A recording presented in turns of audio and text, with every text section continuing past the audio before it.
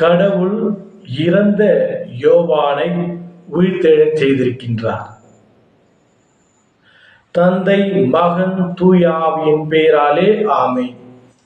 ஆண்டவர் உங்களோடு இருப்பாராக, உம் ஆன்மாவோடும் இருப்பாராக.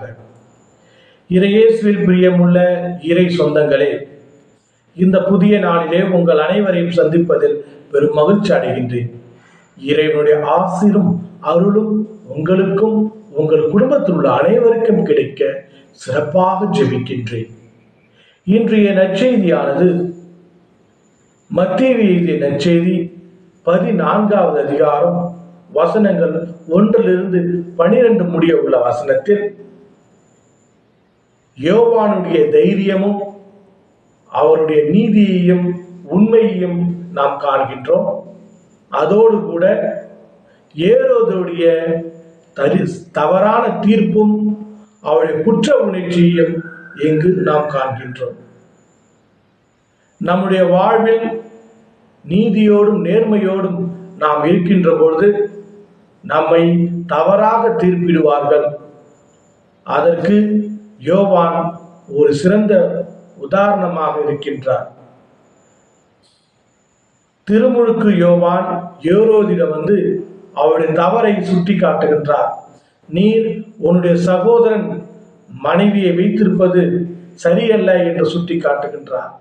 அதன் பொருட்டு அவர் தலை வெட்டப்பட்டு இறக்கின்றார்.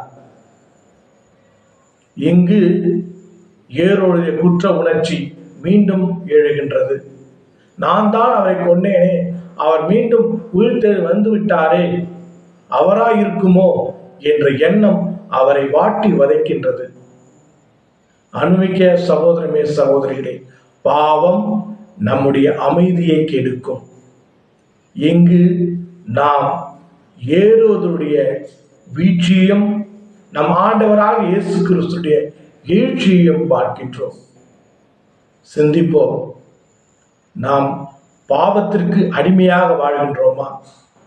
ஏறுவது போல குற்ற உணர்ச்சியோடும் மனதைரியம் இல்லாத வாழ்வோடும் பிறர் மீது பழி சுமத்தும் எண்ணத்தோடும் நமது தவறை சரி செய்யாமல் இருக்கின்ற ஒரு வாழ்க்கையை வாழ்கின்றோமா என்று சிந்தித்து பார்க்க வேண்டும். யோவானை போல நீதியோடும் நேர்மையோடும் கடவுளுக்காக சாட்சியம் பகர்வோம், வாழ்வோம். இந்த புதிய நாள் நமக்கு ஒரு ஆசீர்வாதமான நாளாக இருக்கும் என்ற நம்பிக்கையோடு தொடங்குவோம். எல்லாம் வல்ல இறைவன் தந்தை, மகன், தூய திரு ஆவி உங்கள் அனைவரை நிறைவாக ஆசீர்வதித்து காத்து வழிநடத்துவாராக. ஆமென்.